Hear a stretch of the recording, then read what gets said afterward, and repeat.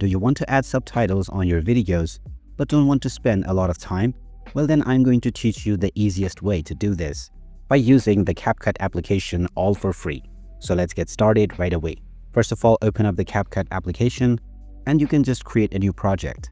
Now use the import option to upload your audio file. Then just drag it to your timeline and now click on captions at the top section. Now from the auto captions menu, choose your spoken language and then just click on the generate button.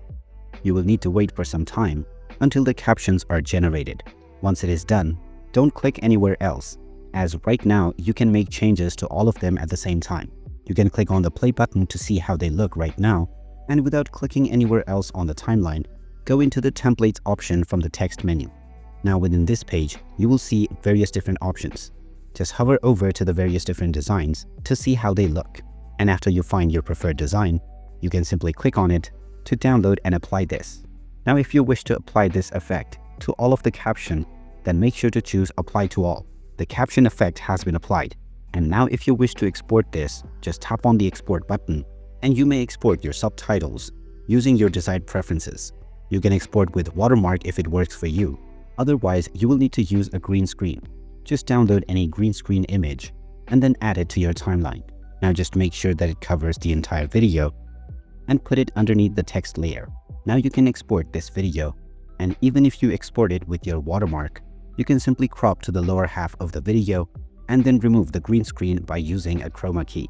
Once it is exported, you can now import this onto your project file, then drag it back to your timeline and make sure that it is at the topmost layer of your video.